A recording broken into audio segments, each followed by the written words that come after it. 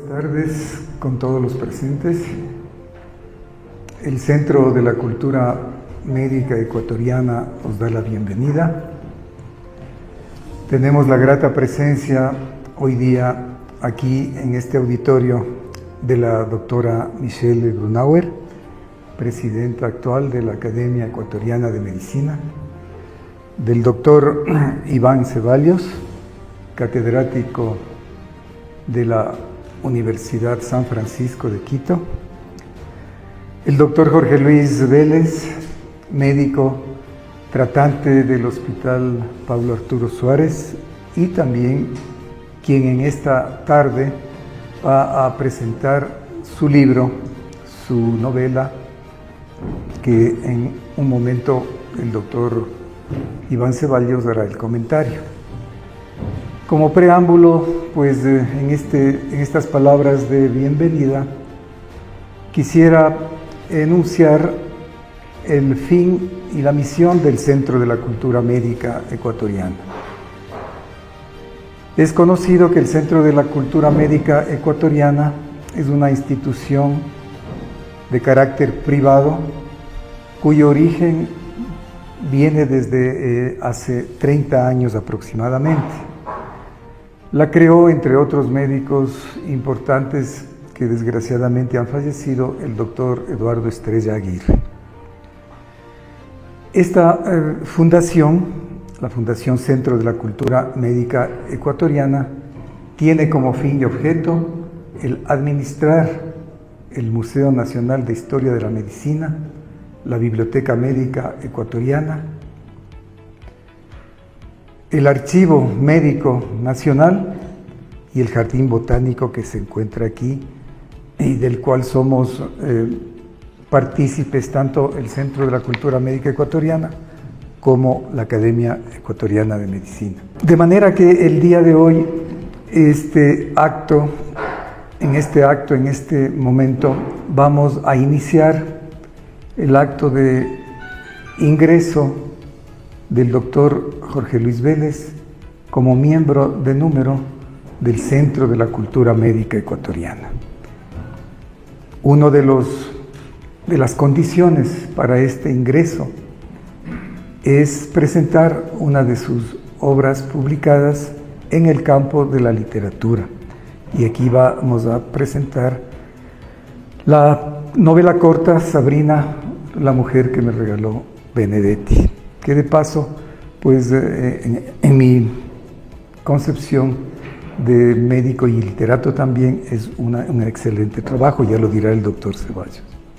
Vamos a continuar entonces este acto solicitándole de la manera más comedida a la doctora Michelle Grunauer, presidenta de la Academia Ecuatoriana de Medicina, que nos dé unas palabras. Por favor, doctora. Un aplauso para la doctora. Adelante. Buenas tardes, doctor Vélez, doctor Ceballos, doctor Torres, todos los presentes. Para mí es un honor y es un privilegio el estar con ustedes el día de hoy.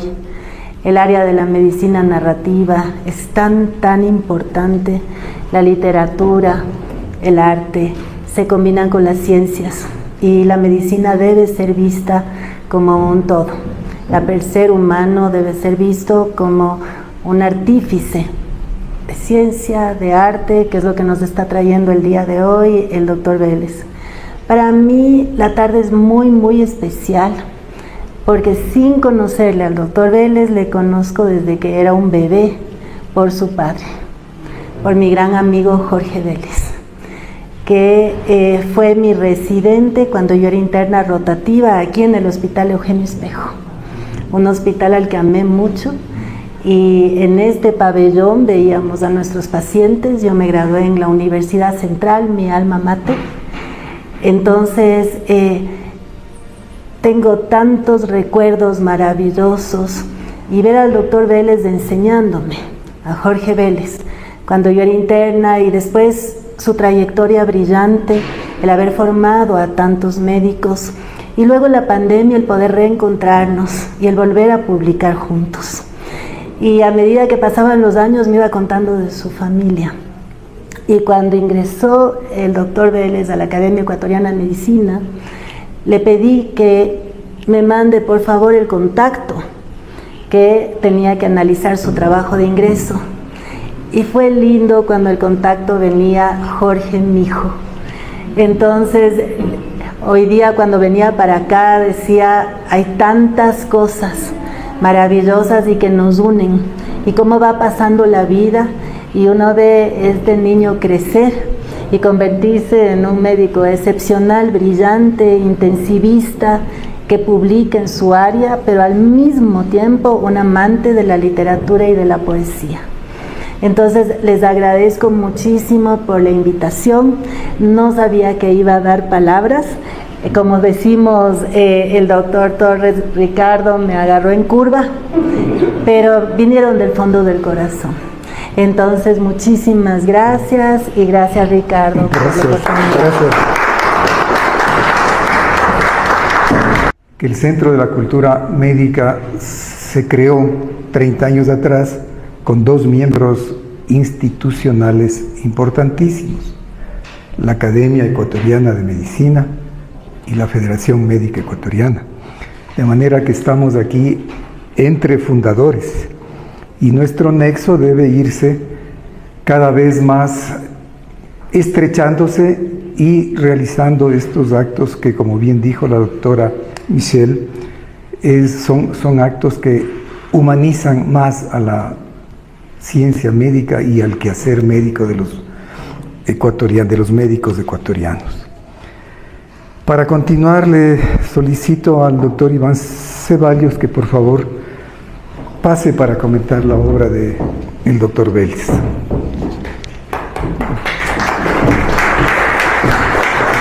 Adelante, doctor. En primer lugar, debo agradecer la invitación de Jorge Luis para hacer una presentación, un comentario a su libro, y expresar que realmente es algo que me satisface profundamente, porque así como Michelle ha mencionado, el conocer a su padre también fue mi buen amigo, y por supuesto, como comentaré, pues también su hijo ha sido parte de la vida en la que me ha tocado transitar en esta profesión. Gracias, Ricardo, también por la invitación. No soy un crítico literario, soy un aficionado a la literatura, y pues obviamente estoy en un medio en el que hay escritores connotados, colegas que dedican parte de su vida a esa entrega literaria, que es parte de las artes liberales en las que Jorge también se formó y que constituyen uno de las mejores herencias que hemos logrado de nuestro protomédico, el doctor Eugenio Espejo, que aparte de su intelecto para percibir la enfermedad y tratarlo científicamente y avanzar en un tiempo tan complejo para ejercer una profesión, igualmente tuvo todo el tiempo del mundo para ser un pensador, un libertario. Yo quiero empezar esta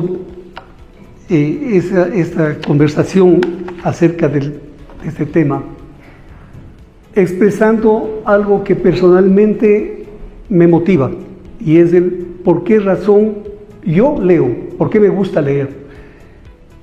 Y tengo 4 razones para esas, 3 que han sido de siempre y una que empieza a tomar más forma en este último tiempo, y que la dejaré para el último, la 4ª. La primera es el placer que nos genera la lectura. Creo que cuando uno toma un libro, realmente busca un camino que le estimule, algo que le permita encontrarse con la paz del silencio y el pensamiento, con esa forma de mirar la vida desde la profundidad de uno mismo, desde su introspección. Esa es mi primera motivación. Mi segunda motivación va por el lado de la reflexión que toda obra nos deja por delante, porque a la final nos va planteando situaciones que sin ninguna duda nos generan cuestionamientos, nos generan inquietudes, nos llevan a una búsqueda permanente de lo que puede ser verdadero, pero eso nos deja siempre un elemento clave, que es el aprendizaje. Algo se aprende siempre de lo que uno lee. La tercera razón es ese volver a sentirnos niños en el sentido de generar imaginación, de convertirnos en parte de la novela, en estar metidos en ella como si estuviéramos observando a los personajes para irlos describiendo, para ir viviendo su circunstancia. Entonces, estos tres elementos, y como he dicho, me falta un cuarto que lo dejaré para después. Estos tres elementos son mi personal motivación para leer. La novela de Jorge Luis es una novela corta, llena de simbolismos, que tiene, yo diría, varios elementos clave, pero uno de ellos fundamental es la estructura en sus 13 capítulos. Cada uno de ellos breves, pero muy bien diseñados, muy bien elaborados para presentarnos no solamente la secuencia novelística, sino también para irnos retratando paso a paso los momentos de los personajes. Y eso es maravilloso, porque entonces uno empieza la lectura y no suelta el libro, va con él hasta terminarlo de un tirón. Y eso nos pasa tanto con una novela corta, como también con una buena novela larga. Creo que todos aquí habremos leído, por ejemplo, El 100 años de soledad. Es un libro que uno escogía en 2 o 3 noches y estaba leído, ¿no? O las tribulaciones de Magror, el viajero, el gaviero, igual, por el estilo. Un libro que uno empezaba y a pesar de su extensión, lo seguía de largo. Es precisamente por eso, porque es un libro que nos atrapa. Y que en parte se convierte también en ese anzuelo para que sigamos buscándole explicaciones a los personajes que se nos van presentando. Muchos simbolismos, como he dicho, aparecen en la novela. Empiezan por la dedicatoria. Me encanta esa dedicatoria. La primera, porque retrata al médico inteligente, pero capaz de reconocer sus limitaciones humanas, los síntomas que no vimos y los pacientes que se fueron. Es decir, es nuestra confesión de somos seres humanos que en una determinada circunstancia podemos no pasar por alto algo, sino que simplemente no logramos la conexión inmediata para tomar una decisión. Y eso nos puede llevar a un fracaso que nos conmueve, que es ver partir a un paciente, que es ver morir a un paciente, no porque seamos ineptos, sino porque somos seres humanos, no perfectos, perfectibles. En la segunda parte de su dedicatoria, nos menciona el Jorge a su alter ego, a su otro yo.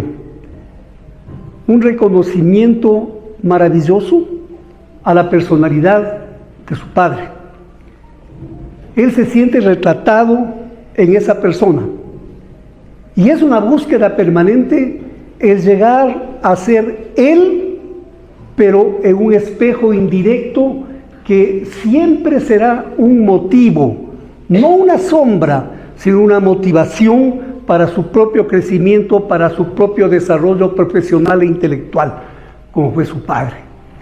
Y esa forma de encontrar un alter ego es sin duda una manera a través de la cual todos nos damos un resquicio para detectar y encontrar nuestro propio yo en algún momento, en alguna circunstancia. Y por supuesto, también viene la parte de ese núcleo familiar. Ese núcleo familiar en donde tenemos abuelos presentes y abuelos casi presentes, los abuelos presentes valiosos y los casi presentes no menos valiosos pero muchas veces severamente críticos con el niño que está creciendo. Quizás por esa pulsión que tenemos todos los adultos de querer que los niños sean desde chiquitos un adulto en pequeño y querer buscar que ellos sean perfectos, que hagan las cosas ordenadamente, y la vida no es así. Pero eso lo aprendemos cuando ya hemos pasado mucho tiempo para comprender de una manera distinta lo que es la niñez. Creo que ese es un aspecto que marca al autor de la obra. Le marca porque a su vez él busca un refugio en su dedicación al estudio, en su formación profesional, en la búsqueda de la perfección. Y así es como nos va relatando un personaje que él crea y que tiene algunas particularidades que realmente pueden venir solamente de quien tiene la capacidad de aplicar la serendipia, no como una buena suerte para encontrarse algo, sino porque es una mente privilegiada que logra ver lo que otros solamente miramos. Entonces él ubica ahí a su personaje Jorge Krebs. El nombre Krebs ya nos deja un mensaje muy claro. Un mensaje que nos rememora la complejidad de lo que es el ciclo del ácido tricarboxílico. Cómo había que pensarlo en los dibujos de la bioquímica de Harper para tratar de entender esa ambivalencia en la cual una misma mecánica actuaba en la anabolia y en la catabolia, generaba energía y procesaba desechos, es decir, una actividad constante como es la vida misma.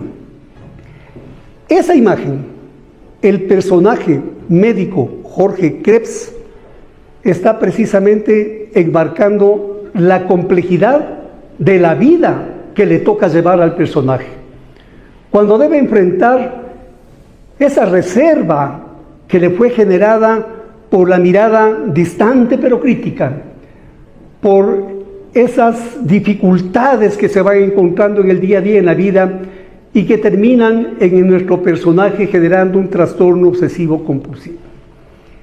Este personaje, con un apellido magníficamente colocado, demuestra lo cíclico de la vida de aquellos que padecen un trastorno obsesivo compulsivo.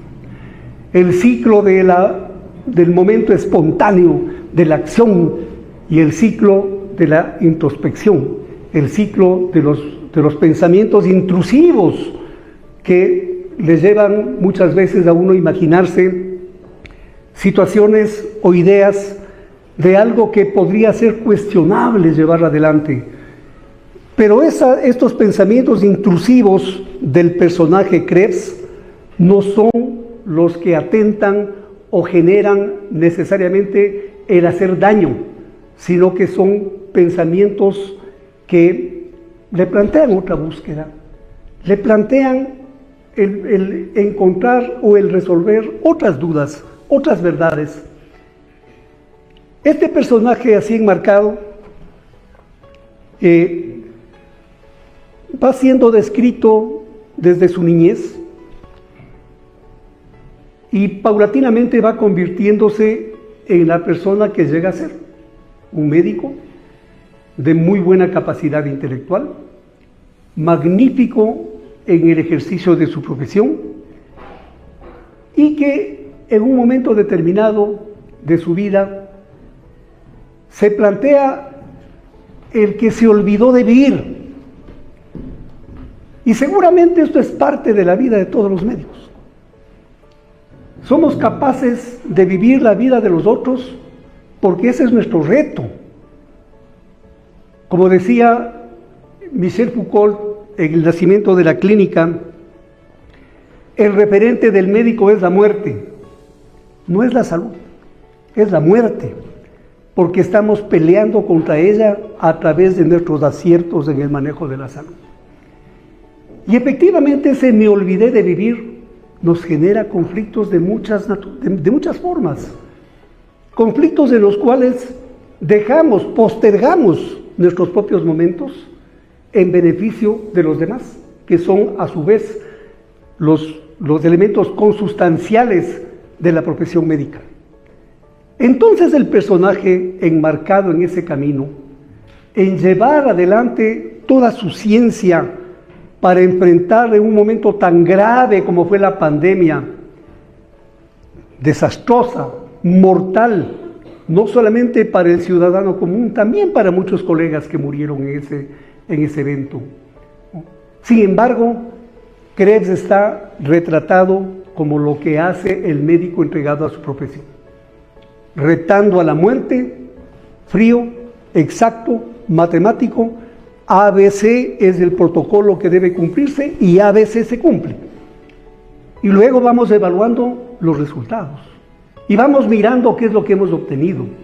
Es decir, vamos haciendo una permanente acción encaminada precisamente a enfrentar ese enorme reto que es mantener la vida del ser humano. Y así Krebs va en un destino de paseo ocasional, formativo, y se topa con una mujer guapa por dentro y por fuera, una linda reversible, tan linda por fuera como tan linda por dentro, pero también con dos facetas que demuestran una contradicción.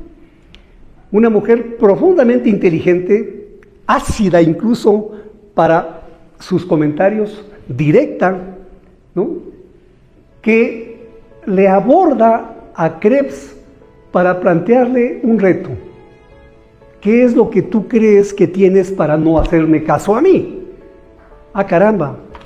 Entonces resulta que Krebs no se amilana frente a eso, pero tampoco entrega prenda, sino que por el contrario viene una confrontación intelectual, una confrontación de fuerza de pensamiento para enfrentar la situación que se estaba viviendo, todo a través de la intermediación de una poesía.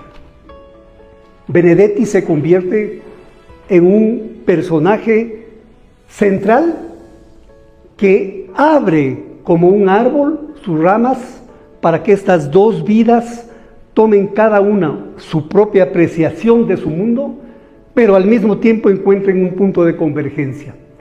Y ese no amilanarse frente a Sabrina hace que ella, que utiliza también su inteligencia y su acidez, la utiliza para protegerse, porque en el fondo también se siente débil frente a otras circunstancias, tiene una vida que no es, si bien es bastante cómoda, es una vida muy particular, muy especial, diríamos que una vida que resulta prácticamente fácil. De por medio hay elementos que a ella le atormentan. Y entonces viene el nudo de la situación. ¿Cómo estos dos personajes tan potentemente inteligentes y tan confrontados de una situación casual, de el poder encontrarse de pronto en una librería, cómo esto conduce a que estas dos personas entrelacen sus intereses y pretendan un camino de vida común? Y en esa búsqueda, entonces, va un avance que nos va demostrando las diferencias que hacen que el uno pueda ser el complemento del otro. Krebs considera que ella es su ancla, y sin esa ancla, entonces el barco va a dar la deriva. Es decir, ese simbolismo, la unión entre el mar agitado que representa la vida misma del personaje, y el ancla que le permite estar forjado con los pies puestos en la realidad, puede en cualquier momento tornarse muy frágil. Krebs es una persona analítica, matemática. Es alguien que en su vida cotidiana sigue modelos y protocolos. 7 minutos de lavado de manos. Y aquí una propaganda simplemente. Eso es lo bueno, que Krebs, el personaje, denota que algo tiene de formación y afán quirúrgico, o sea, tan temático como los cirujanos.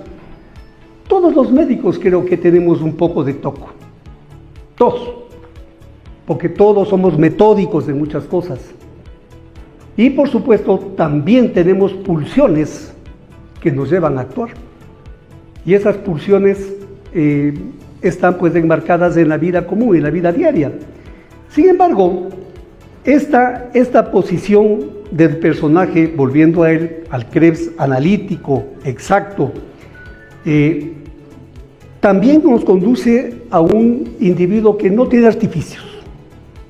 Es decir, enfrenta la vida como una realidad, como lo que tiene que ser. Y está frente a Sabrina, que es la mujer brillante, pero que también se siente de alguna manera atacada y por lo tanto busca fortalecerse en esta manera tan abierta de proceder. Es un personaje cínico, no en la concepción actual del cinismo como una forma de inobservar todo y no importa nada, sino más bien como en la concepción filosófica de Antístenes, de Diógenes, es decir, la persona que naturalmente busca fomentar la virtud para, de alguna forma espontánea, libre, encaminarse hacia la felicidad. Y eso es precisamente lo que hace maravilloso el interior de Sabrina, esa espontaneidad para llevar adelante las cosas. El orden que mantiene Krebs en toda su trayectoria, sin duda es un orden neurótico. Pero ¿quién no es neurótico en el mundo? ¿Quién no tiene un grado de neurosis? No nos hemos fijado cuando caminamos. Yo al menos camino asentando los tacos, como soldado. Yo soy un neurótico. Es decir, eso es, yo no sé hasta qué punto estas características se van volviendo muy comunes y familiares de nuestra vida diaria, porque así nos exige la dinámica del mundo. Entonces, el personaje, pues así, que se va formando en su neurosis, encuentra en Sabrina el refugio. Esta persona que es capaz de intentar curar ese trastorno obsesivo compulsivo a través de pequeñas desensibilizaciones, quizás cambiándole la dirección de los frascos de la cocina para que miren al oeste y no al norte, o quizás quitándole los libros del puesto en el que están, hundiéndole a uno y sacándole a otro, o teniendo un vaso al filo que uno entra y ve y es capaz de morirse porque dice ese vaso se va a caer. Entonces, esos pequeños desencadenantes son los que muchas veces nos ponen como motivaciones para que dejemos de ser tan temáticos. Y por ahí va un poco el trabajo de Sabrina, que no lo hace con el afán de contraponerse a la vida misma de Krebs. Lo hace por un amor profundo, lo hace por una convicción de este es el ser que yo quiero y no le quiero cambiar, le quiero ayudar, quiero que podamos entendernos mejor en el camino. A lo largo de la novela vamos también detectando aquellos elementos que nos dicen que la vida y la felicidad son de una fragilidad absoluta, una fragilidad que puede ser trastocada en un segundo, el segundo en el cual un pequeño síntoma puede convertirse en una enorme tragedia. Y el hecho de recibir como médico la información de su amada, me duele la cabeza, y bueno, ¿qué hacemos naturalmente como reacción de una cefalea? Tomo un analgésico, es decir, la reacción inmediata, pero ahí me remito nuevamente a la dedicatoria, a los síntomas que no vimos. Y ese pequeño síntoma, esa cefalea, era la puerta abierta para una desgracia, para una situación que trastoca totalmente la vida de nuestro personaje. Un aprendizaje, yo decía, la reflexión y el aprendizaje es una segunda motivación para leer. Y ahí hay una concepción muy propia del autor que a través de sus personajes nos habla de 4 momentos distintos de la muerte. Nos menciona a la muerte como un determinante, en el caso de Sabrina, un determinante que se repite por el antecedente materno, pero que nos está planteando el que hay una muerte que es real, objetiva, del que se muere. Hay una muerte del que ama a quien se muere y que también muere un poco con esa muerte. Hay una muerte de quien la predice y dice, sin ella me voy a morir, que es la figura del padre. Y hay una muerte que estaba reservada para alguien que no llega a morirse y que curiosamente es Sabrina II. En esta circunstancia se aprende, es un aprendizaje de algo que a mí personalmente me llegó muchísimo, porque es una forma distinta, una forma muy intensa de comprender la muerte, traída a través de los personajes. Sin duda, la aparición de Sabrina II, una paciente, una niña, una chica joven, que tiene un problema que requiere inmediata atención neuroquirúrgica, es un presagio para él, que no lo mira, no lo siente así, no lo percibe así, pero algo le dice que ese es un mensaje, y ese mensaje termina convirtiéndose en una realidad. Una realidad que deriva finalmente de un error en el cual la demora en conectar los datos conducen a un desastre. Es una novela intimista, porque Jorge tiene la enorme capacidad de meterse en el personaje para describirlo en sus vivencias más íntimas, en sus momentos de sufrimiento riguroso, en sus momentos de explosión, de búsqueda de felicidad. Y eso no es siempre fácil en un autor. El meterse en el personaje y relatarlo no en primera persona, sino como un observador externo, realmente es una gran habilidad. Es una gran habilidad del escritor. Y esto pues nos va dejando un retrato de lo que es esa lucha entre el médico y el hombre, entendido el hombre como el que se despoja de su profesión y quiere vivir su vida como es natural, pero que no le es fácil de hacerlo porque de por medio tiene una vida obligatoria que es la que el médico ejerce permanentemente.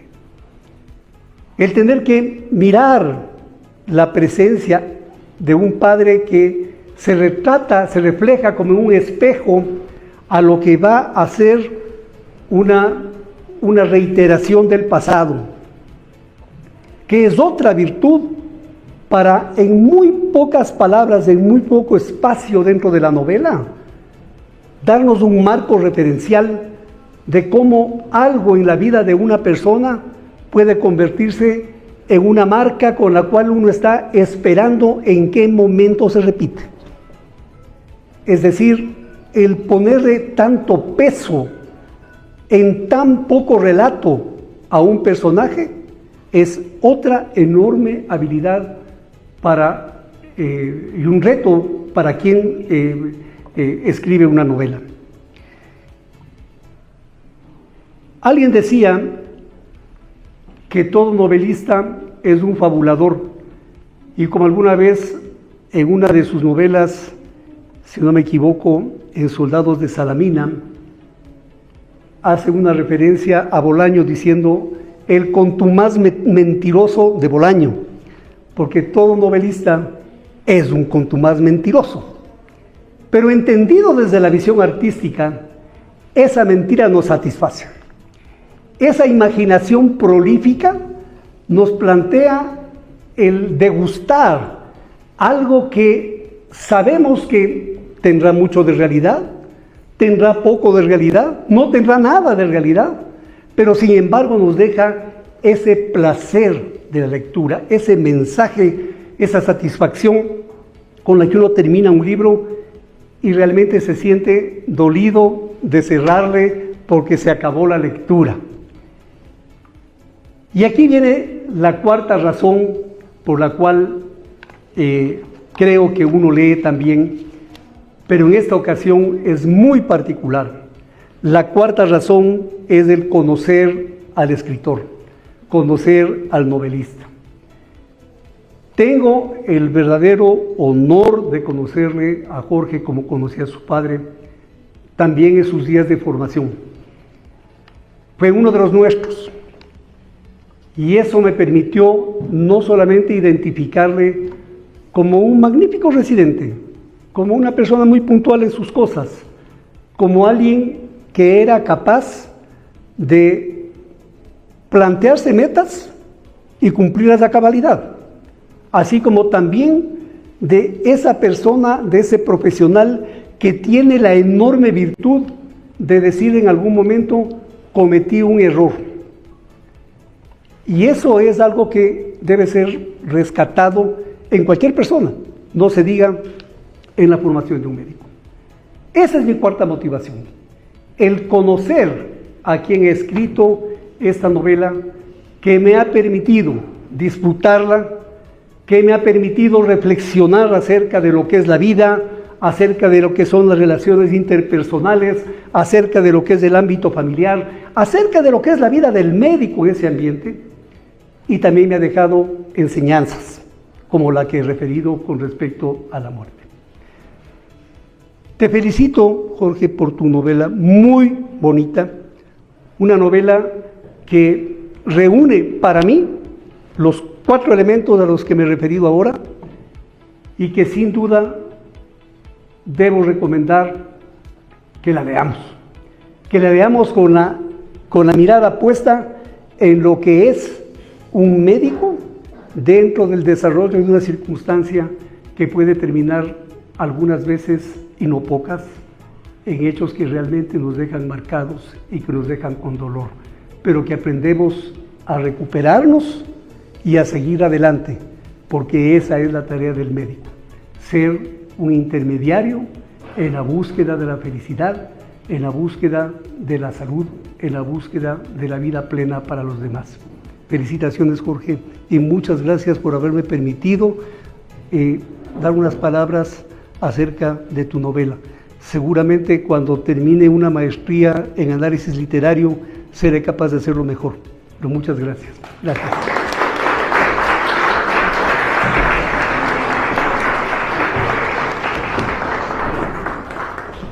Sesudo análisis de la novela del doctor Vélez, pues vamos a tener que también, por su talla intelectual, entregarle un reconocimiento que el doctor Vélez quiere hacerle por este magnífico comentario. Este es un agradecimiento al doctor Iván Ceballos Miranda por su valiosa participación en la presentación del libro Sabrina, la mujer que me regaló Benedetti, del doctor Jorge Luis Vélez Pérez, dado en Quito, 10 de abril del 2026. Doctor Ceballos. Para usted, presidente. Muchas gracias. Te agradezco mucho.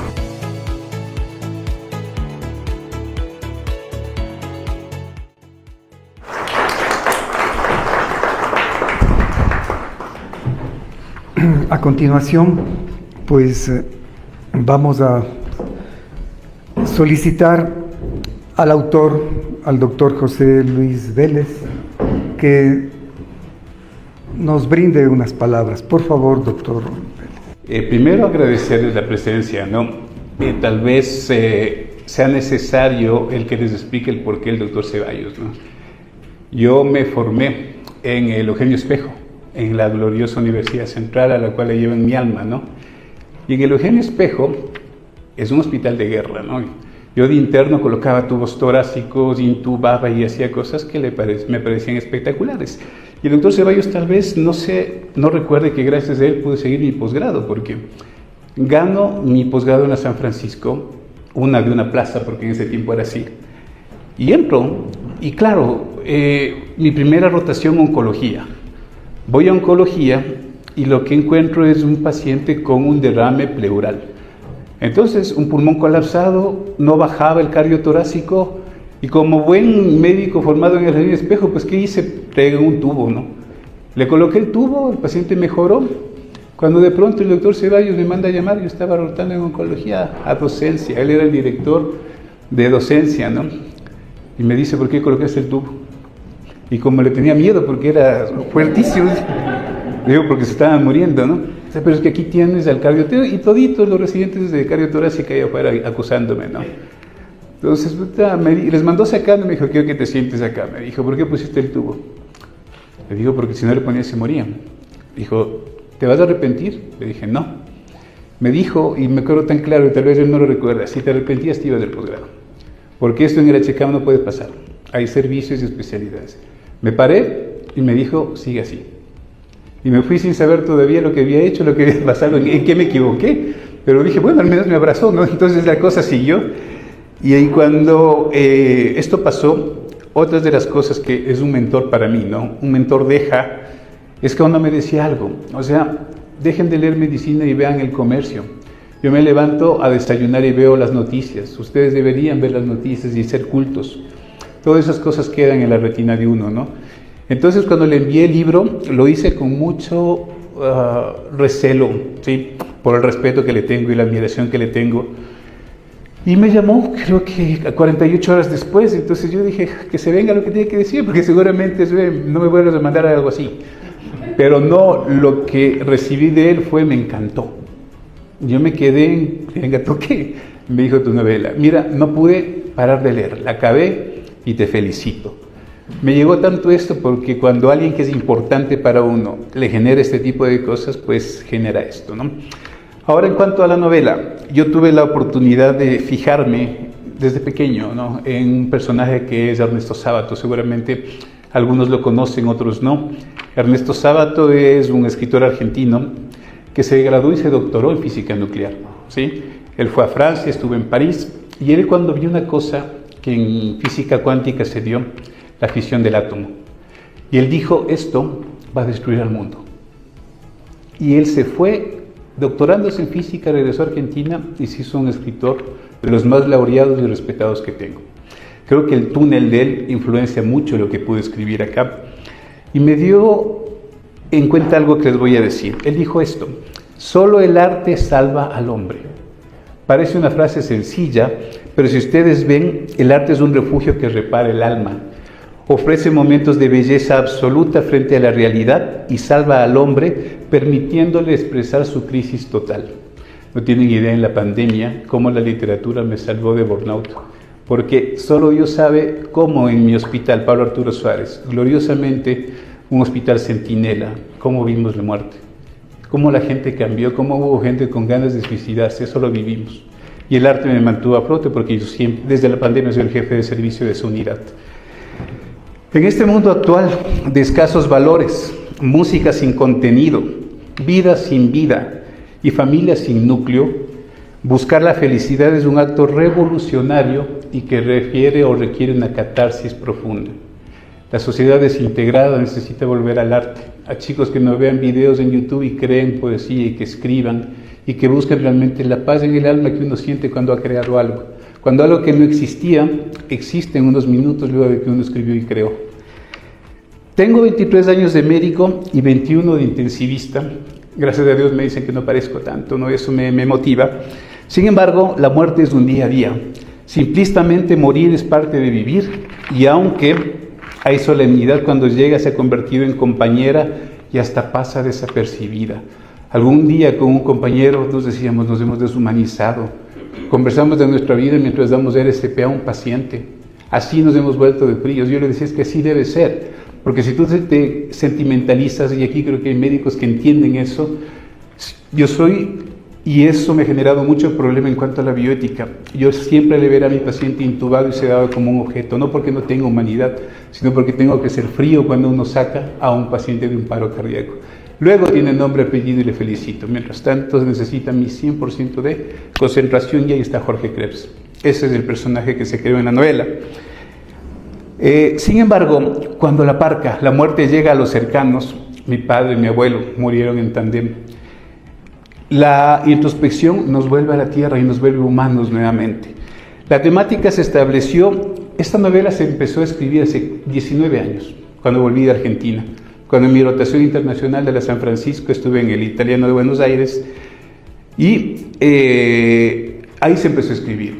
3 capítulos corrieron y no corrió más, no pude escribir más, porque lastimosamente tengo una tendencia a la perfectibilidad más que perfeccionismo, y no sabía cómo amalgamar medicina, Joaquín Sabina, muerte. Entonces nunca fluyó más, porque para hacer algo que no sea bueno, mejor no lo hago.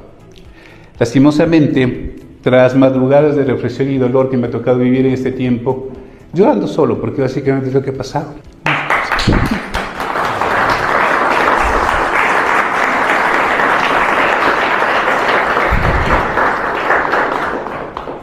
Me puse a leer un poemario de mi abuelo, ¿no?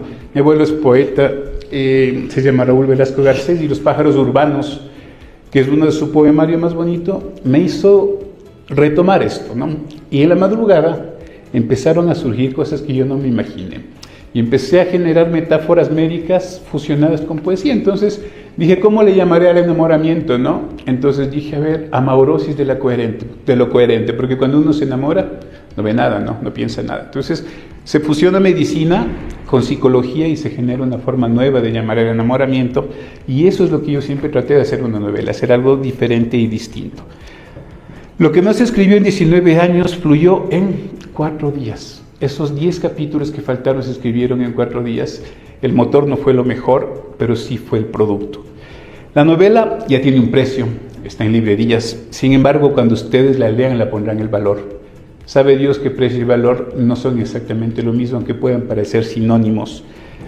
En ella encontrarán una función de mundos divergentes que al hacerlos convergen y han dado luz a una especie de alquimia médico-poética. No sé cómo se pudo meter Sabina, cómo se pudo meter el lado oscuro del corazón de Subiela, cómo se pudo meter la fisiopatología y la fisiología de Pinsky, y hacer todo algo un lenguaje entendible para el ser humano. Aquí el intensivista que salva vidas no puede salvar la única vida que en ese momento fue la luz en la caverna, ¿sí? Y eso pasa, y eso sucede. Y por eso las palabras sabias del doctor Ceballos: no somos dioses, somos médicos, y cuando algo se va, duele. Algunos lo expresan, otros no lo expresamos, pero duele. Y eso está en la dedicatoria, porque Sabrina se murió porque no vimos un síntoma. Porque esa cefalea que le dijimos, tómate un analgésico, terminó siendo una hemorragia secundaria a un tumor que tenía, que su madre lo tuvo, la anamnesis, que para nosotros está olvidada y es necesaria. Entonces, con todo esto que les comento, por su estructura y composición, tengo que lastimosamente hacer una taxonomía literaria. ¿A dónde pertenece esta novela tan rara y tan extraña? Pertenece a lo que ahora se llama novela narrativa contemporánea, y comparte rasgos de algunos subgéneros, como es el realismo psicológico, la ficción médica, el romance trágico y el ensayo narrativo. En resumen, es una novela existencialista que utiliza medicina y la poesía como lenguajes que se juntan para darnos a entender algo. El médico es hombre, el médico es humano y el médico es vulnerable. ¿Qué es lo que ha sucedido? Yo crecí viendo Los ricos también lloran y toda la saga de Thalía, porque eso veía a mi abuelita, y siempre el final era feliz. La vida no es así. La vida realista es distinta, y a veces perdemos cosas importantes. Esta novela tenía que ser eso.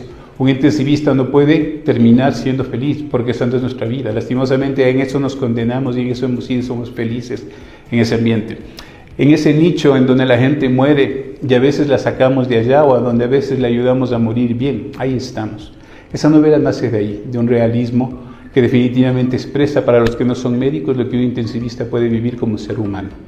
Eso es lo que les ofrezco, eso es lo que he podido escribir, y me he sentido tan honrado de escuchar las palabras de tanto el doctor Torres como el doctor Ceballos, y la presencia de una persona que para mí, y la conozco recién, pero siempre fue un referente, porque sé quién es, porque sé lo que es en la Universidad de San Francisco, y me siento honrado. Eso parece un sueño, tanto porque la novela se escribió y cuanto por la gente que está aquí, los panelistas, la gente que está aquí, amigos que realmente son valiosos para mí. Muy agradecido, y espero que si la compren la leen, y gracias, ¿no?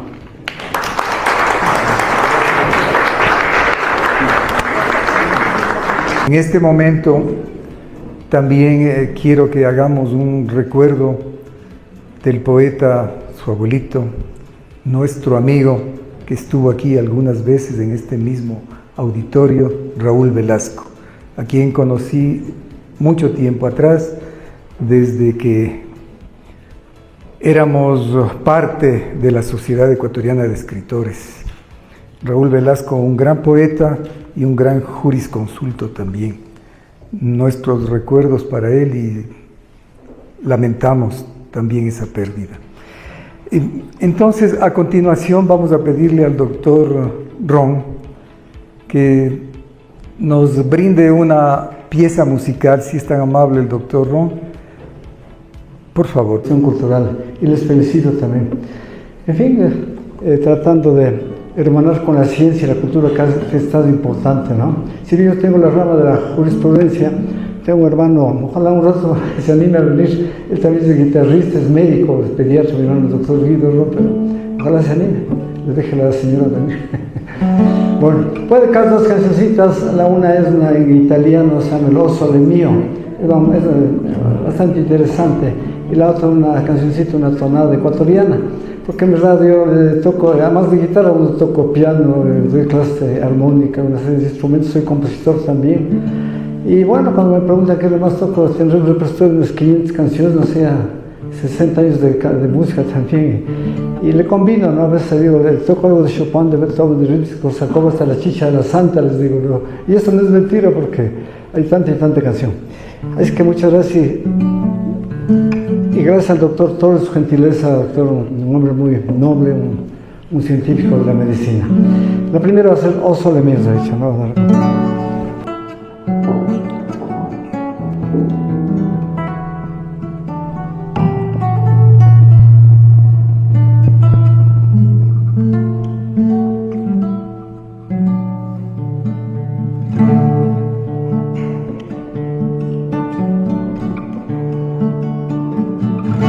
Che bella cosa, una giornata sole,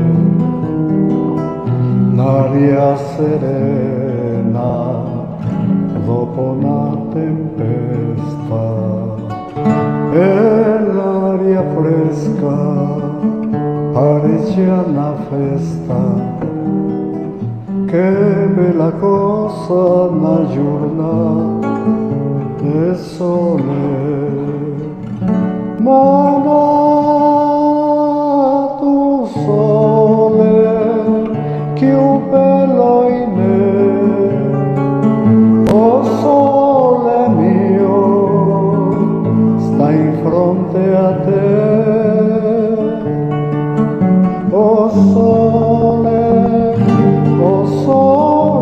mio, sta in fronte a te, sta in fronte a te. Quando fa notte, sole se ne tiene, me viene quasi la malinconia. Sotto a finestra, toia restaria. Che bella cosa una giornata de sole, mamma tu sole, più bello in me,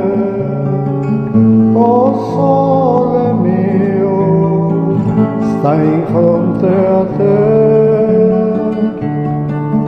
Oh sole mio, sta in fronte a te, sta in fronte a te.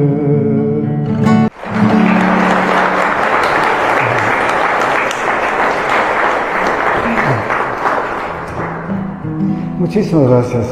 Y para pues alegrar un poquito la música nacional, que es tan hermosa, porque vale la pena más tener una visión general desde la clásica, semiclásica, hasta la música nacional, que es tan hermosa y folclórica, hay tanto que hacer dentro del campo musical.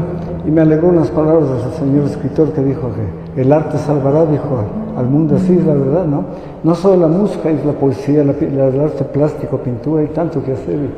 Toca seguir adelante, muy bueno el llamado de la ciencia también, por supuesto. Bueno, la ultimita de Carlos el casamiento de Lindy, es una versión bonita, tonada, en género semiclásico de Gonzalo.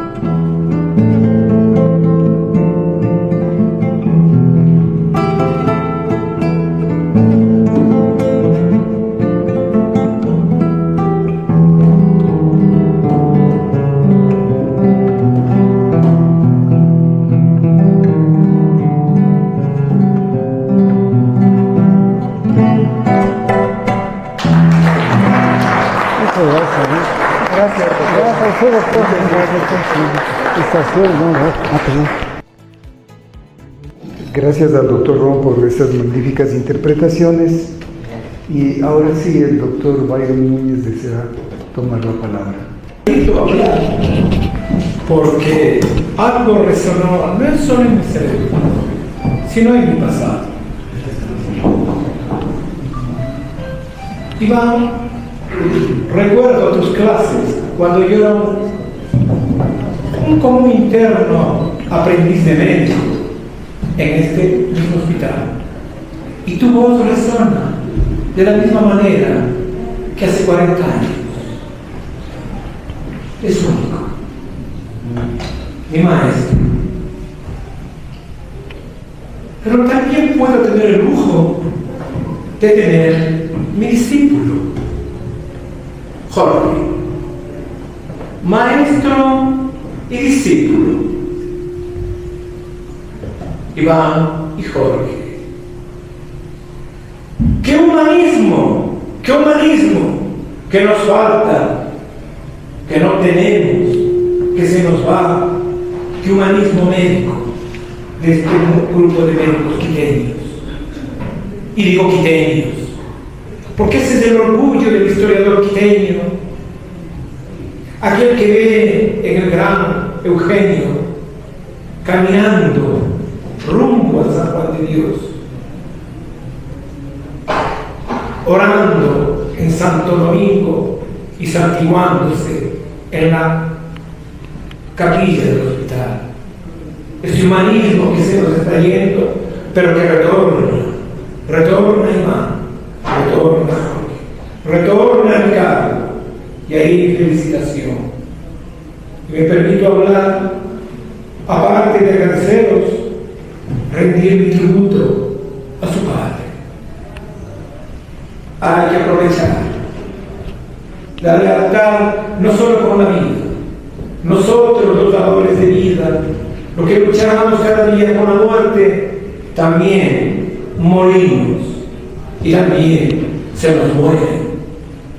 Y cuando se nos mueren, nos duele más, porque vemos cada día morir. Pero ese dolor es único, porque una cosa es mirar y otra sentir. Siento el pesar tuyo, Jorge. Gracias a todos. Doctora Munaga, gracias por este momento. Sigue resonando tu voz, Iván. Hace 45 años. ¿De qué estás? No tengo la suerte de tener esa inspiración tan bella, tan sentida de los colegas que me anteceden en la palabra.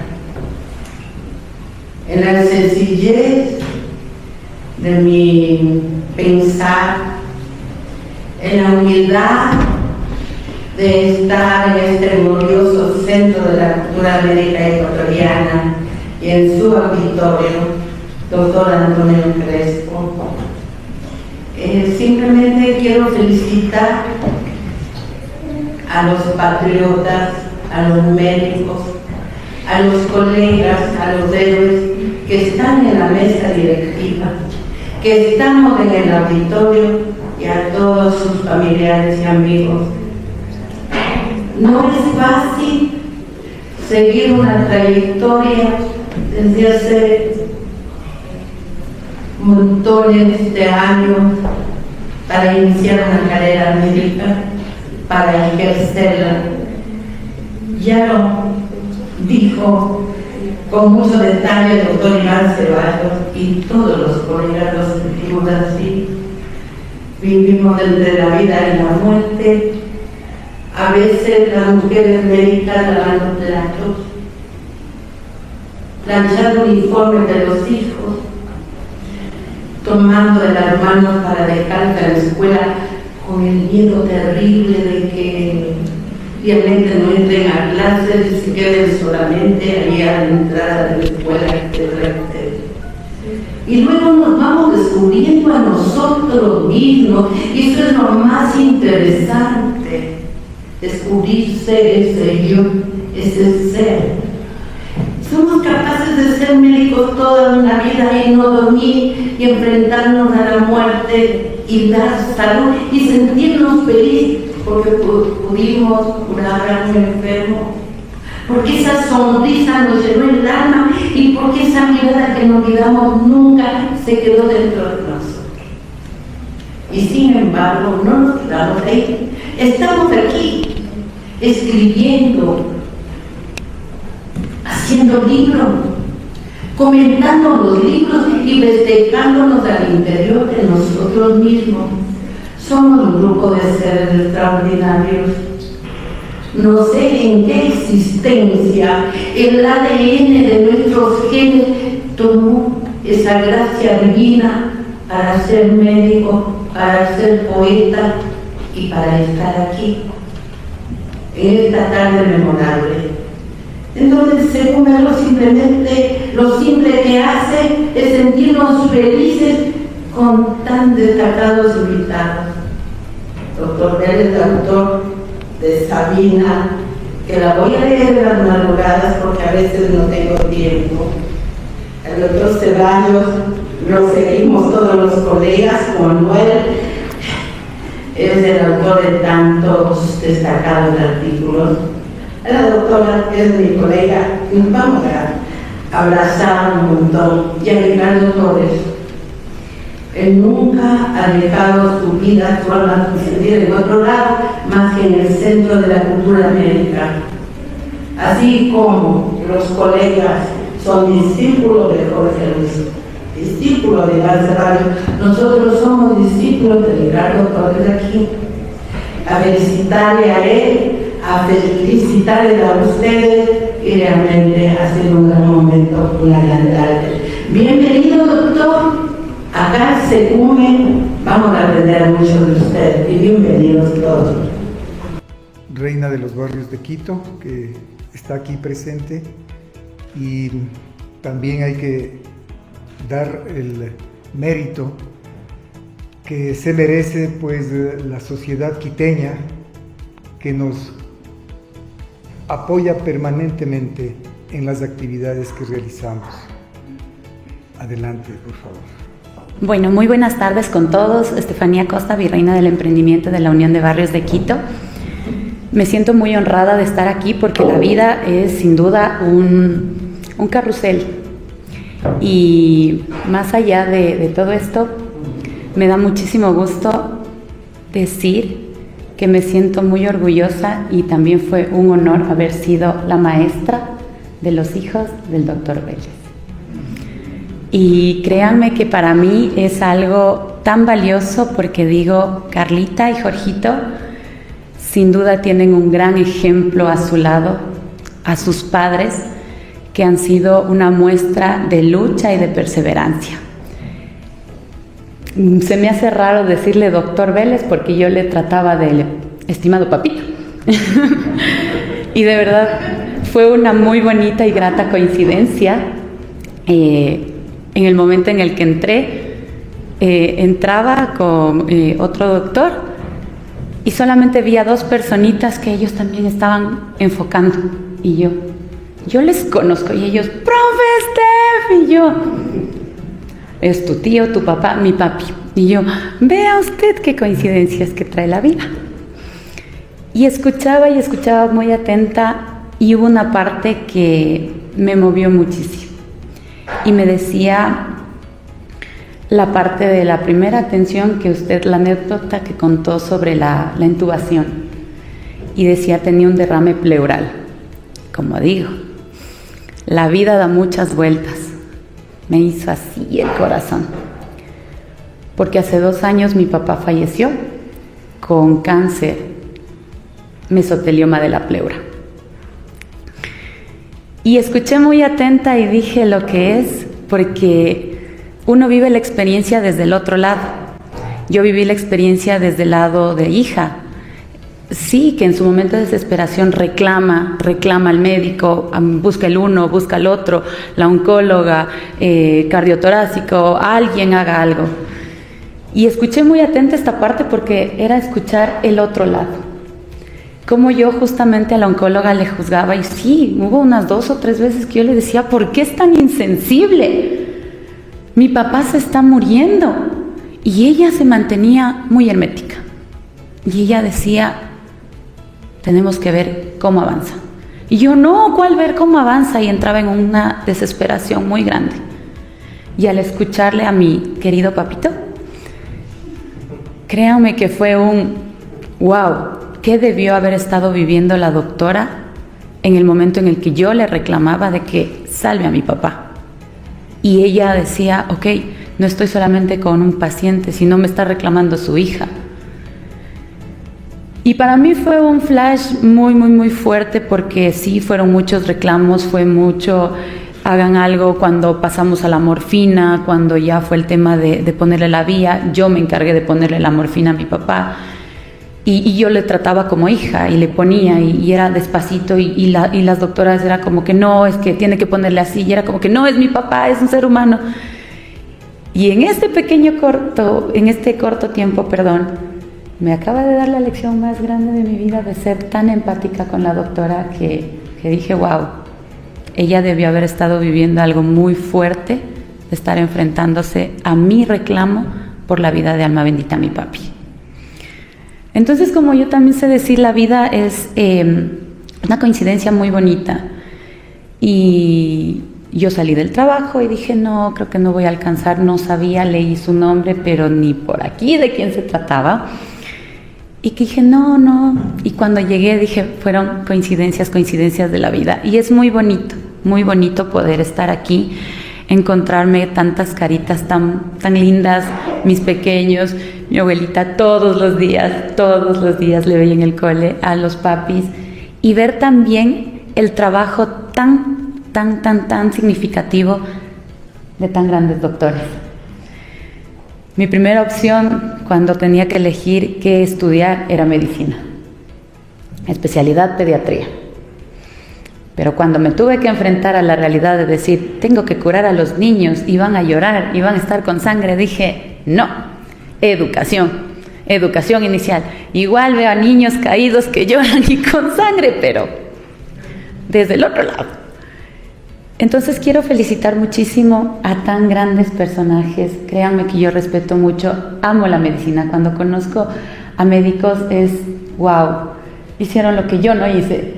Pero es con una gratitud y un amor muy grande. Y a todos los médicos que están aquí también agradecerles muchísimo por la gran labor que hacen, por esa gran labor que ustedes ponen día a día.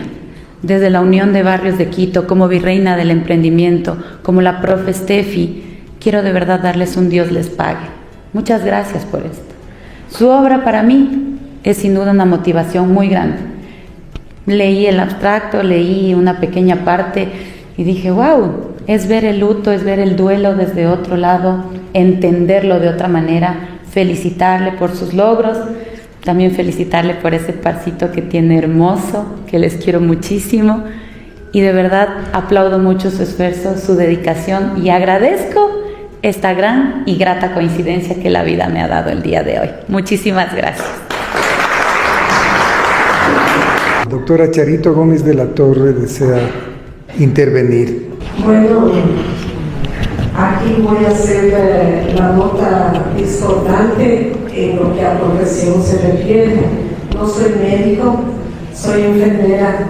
Trabajé 12 años en cuidados intensivos y esta novela de Sabrina ha tocado lo más profundo de mis sentimientos, de esa experiencia que viví en 3 hospitales de Quito, el Hospital Militar, en donde inicié mi especialidad en cuidados intensivos en enfermería, luego el Hospital Metropolitano y el Hospital Enrique Garcés. Y digo que me ha tocado profundamente la novela del doctor Vélez, porque se me pasó como una película, una ráfaga de todas las experiencias de la situación entre la vida y la muerte. Me tocó muchísimo el hecho de que en el momento de los desenlaces, en el momento de actuar fríamente calculado, matemático, como decía el doctor Ceballos, se pasaba esos momentos de un hielo inmenso, pero luego en mí, en el momento del desenlace, provocaba una crisis de llanto interminable, a tal punto que después de los 12 años de las vivencias de cuidados intensivos, el psicólogo me dijo, eres una persona muy sana, pero tienes que cambiar de especialidad. Y los últimos 25 años de mi carrera profesional estoy ya jubilada. Ahora doy clases en la carrera de enfermería en una universidad, los dediqué a la salud comunitaria. Es decir, fue lo que yo viví en cuidados intensivos fue el motor para luego continuar en otras instancias, en otros escenarios de la enfermería enfocada a la vida integral, y hice los últimos 25 años como saludista. Quiero felicitar a Ricardo por haber provocado este hermoso espacio de vivencias, porque no se trata solamente de lanzamiento de una novela, son las vivencias que se han venido a la persona de cada uno de nosotros para continuar con estas vivencias en la renovación, en las resiliencias y en la reestructuración de nuestros sentimientos y de nuestros seres. Felicitar al doctor Iván Ceballos. Tuve el agrado de conocerle en el hospital militar en mis primeros años de profesión, al doctor Vélez y a la doctora que ahora tengo el gusto de conocer. Muchas gracias.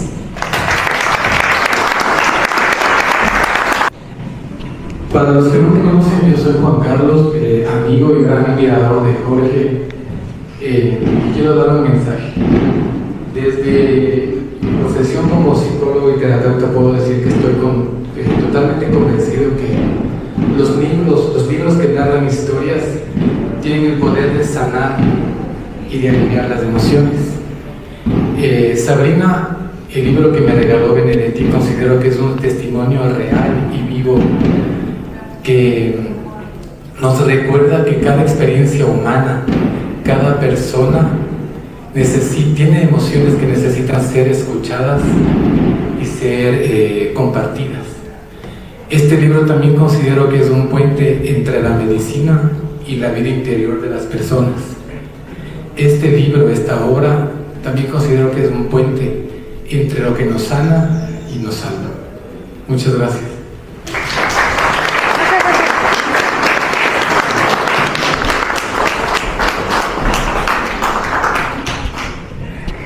Los designios del doctor Eugenio Espejo se van cumpliendo. En su capítulo sobre los falsos médicos escribió: para entrar a estudiar medicina es importante primero ingresar en materia literaria. Muchas gracias a todos ustedes, gracias al doctor Vélez, gracias al doctor Ceballos, a la doctora Michelle y a todos ustedes por estar aquí. Les ruego pasemos a servirnos una taza de café. Gracias.